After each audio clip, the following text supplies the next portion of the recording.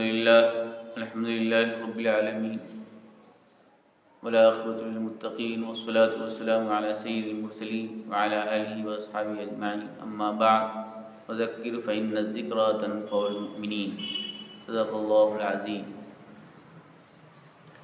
حضرت نبی اکرم صلی اللہ علیہ وسلم نے اپنے پیارے چچا حضرت عباس رضی اللہ تعالیٰ عنہ سے فرمایا، چچا جان، میں آپ کو ایک عطیہ دوں، ایک تحفہ دوں۔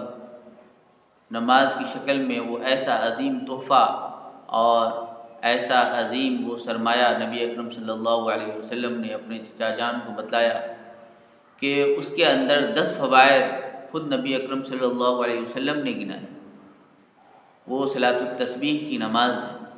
صلاۃ التسبیح کی نماز کے بارے میں اللہ کے نبی صلی اللہ علیہ وسلم نے اپنے چچا سے فرمایا کہ اس نماز کو ادا کرنے سے اللہ تبارک تعالیٰ آپ کے اگلے اور پچھلے تمام گناہوں کو معاف فرما دے گا، چھوٹے اور بڑے تمام گناہوں کو بخش دے گا، اور انجانے میں جو کیے ہیں اور جان بوجھ کر کیے ہیں وہ تمام گناہ اللہ تبارک تعالیٰ اپنے فضل سے معاف فرمائیں گے، اور وہ گناہ جو آپ نے کھلم کھلا کیا ہے یا چھپ کر کیا ہے، یہ تمام گناہ اللہ تبارک تعالیٰ اپنے فضل سے معاف فرما دیں گے۔ وہ صلاۃ التسبیح کی نماز ہے۔ اس کے بارے میں حضور صلی اللہ علیہ وسلم نے فرمایا کہ چاہیے تو یہ تھا کہ آپ اس کو ہر روز پڑھ لیں، اگر ہر روز نہ پڑھ سکیں تو کم از کم ہفتے میں پڑھ لیں، اگر ہفتے میں بھی نہ پڑھ سکیں تو کم از کم مہینے میں پڑھ لیں، اور مہینے میں بھی اگر نہ پڑھ سکیں تو کم از کم سال میں ایک مرتبہ ضرور پڑھ لیں، اگر یہ بھی نہ ہو سکے تو کم از کم پوری زندگی میں ضرور پڑھ لیں۔ وہ صلاۃ التسبیح کی نماز ہے۔ اس کا طریقہ بہت آسان ہے، مگر چونکہ انسان اس کی عادت نہیں ہے اور اس پہ مداومت نہیں ہے، اس لیے ذرا مشکل معلوم ہوتا ہے۔ اس کی توضیح یہ دیتا ہوں۔ توضیح یہ ہے صلاۃ التسبیح کی نماز کہ اس کے اندر سبحان اللہ والحمد للہ ولا الہ الا اللہ واللہ اکبر، اتنا اس کو پڑھنا ہے ہر رکعت میں 75 مرتبہ۔ مثال کے طور پہ جیسے ہم نے ہاتھ اٹھایا تکبیر تحریمہ کے لیے اور ہاتھ باندھا، تو اب ہم ثنا پڑھیں گے، سبحانک اللہم وبحمدک وتبارک اسمک وتعالی جدک ولا الہ غیرک۔ اب 15 مرتبہ ہم یہ تسبیح پڑھیں گے، سبحان اللہ والحمد للہ ولا الہ الا اللہ واللہ اکبر ولا حول ولا قوۃ الا باللہ۔ ولا حول ولا قوت کا ذکر نہیں ہے، سبحان اللہ والحمد للہ ولا الہ الا اللہ واللہ اکبر، یہیں تک ہے۔ تو اس کو ہم تلاوت سے پہلے ہم 15 مرتبہ پڑھیں گے، اور جب پھر ہم سورہ فاتحہ اور کوئی سورت پڑھ لیں گے اس کے بعد پھر ہم 10 مرتبہ پڑھیں گے، تو اس طرح یہ 25 مرتبہ ہو جائے گا۔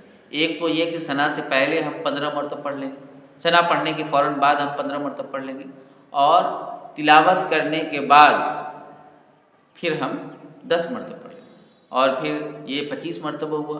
پھر جب ہم رکوع میں جائیں گے تو رکوع میں ہم 10 مرتبہ پڑھیں گے، تو 25 10 35۔ پھر رکوع سے اٹھنے کے بعد پھر ہم 10 مرتبہ پڑھیں گے، تو 35 10 45 ہو جائے گا۔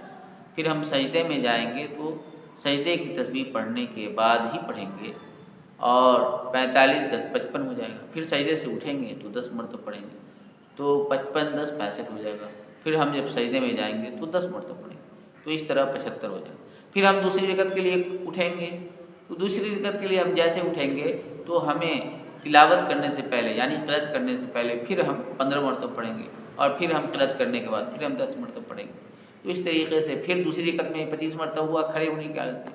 پھر ہم رکوع میں جائیں گے تو رکوع میں ہم تسبیح پڑھنے کے بعد، رکوع کی تسبیح پڑھنے کے بعد پھر ہم یہی سبحان اللہ والحمد للہ ولا الہ الا اللہ واللہ اکبر 10 مرتبہ پڑھیں گے۔ پھر رکوع سے اٹھنے کے بعد پھر ہم 10 مرتبہ پڑھیں گے۔ پھر ہم سجدے میں جائیں گے تو پھر ہم سجدے کی تسبیح پڑھنے کے بعد 10 مرتبہ پڑھیں گے۔ پھر سجدے سے اٹھیں گے تو 10 مرتبہ، پھر دوسرے سجدے میں جائیں گے تو 10 مرتبہ۔ اس طریقے سے 75 مرتبہ ہو گیا۔ نبی اکرم صلی اللہ علیہ وسلم نے یہ 4 رکعت میں 300 مرتبہ پڑھنے کا حکم فرمایا کہ آپ اس کو 300 مرتبہ پڑھیں انشاءاللہ تعالیٰ۔ یہ نفل نماز ہے، اس کا اہتمام ہونا چاہیے۔ نبی اکرم صلی اللہ علیہ وسلم نے فرمایا کہ جو شخص اسے اگر پوری زندگی میں کم از کم ضرور پڑھ لے، چاہیے تو یہ تھا کہ ہر روز پڑھے، مگر ہر روز نہ پڑھ سکے ہفتے میں پڑھ لے، ہفتے میں بھی نہ پڑھ سکے تو کم از کم مہینے میں پڑھ لے، مہینے میں نہ پڑھ سکے تو کم از کم سال میں پڑھ لے، نہ تو پوری زندگی میں کم از کم ایک بار پڑھ ہی لے۔ اس کے بڑے فضائل آئے ہوئے ہیں، اور یہ فضائل کے قبیل سے اللہ تعالیٰ ہم سب کو عمل کی توفیق نصیب